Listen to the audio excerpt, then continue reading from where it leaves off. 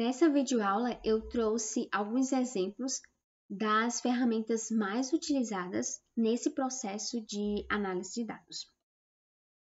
E a primeira ferramenta que eu trouxe foi o Excel, que faz parte do pacote Office e foi criado pela Microsoft, e é uma das mais populares para análise.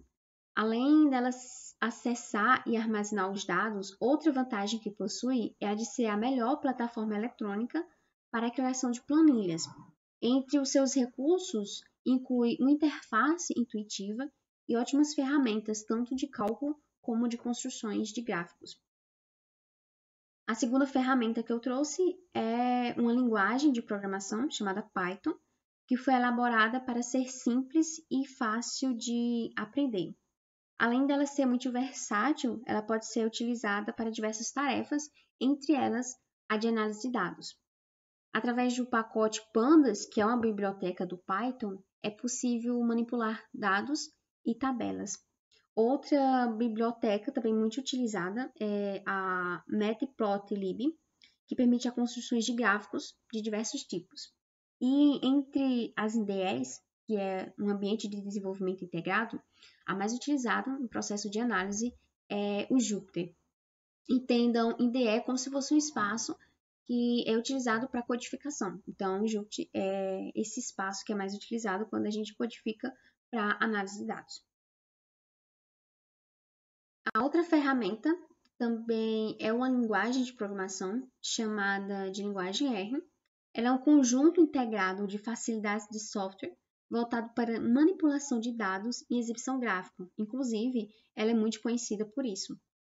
Um dos pontos fortes dessa linguagem é a facilidade com que podemos ter com uma melhor qualidade de plotagens bem desenhadas, incluindo tanto símbolos matemáticos quanto fórmulas.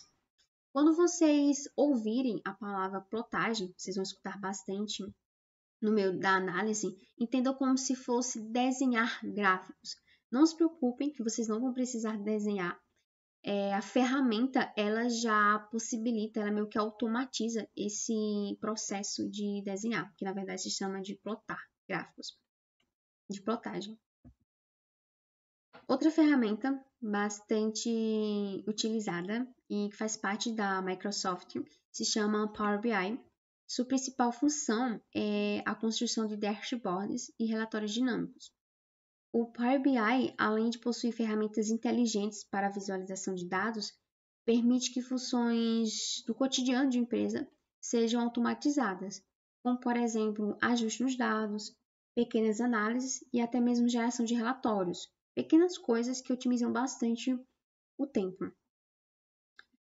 Então, dashboards, eles são ilustrações gráficas, como por exemplo as que vocês estão vendo aqui, que resumem as informações coletadas no processo de análise e apresentam de maneira muito mais intuitiva. E por fim, outra ferramenta é a Data Studio, que faz parte do Google. Através dela é possível criar relatórios e painéis informativos, além de dashboards, assim como Power BI, personalizados e atraentes para analisar os dados e apresentar resultados de estratégias. Dentre as ferramentas que foram mostradas, a que vamos utilizar no nosso processo de análise será a linguagem Python. E entre as vantagens de codificar nessa linguagem e os motivos que levam os analistas a preferirem ela está na sua grande comunidade.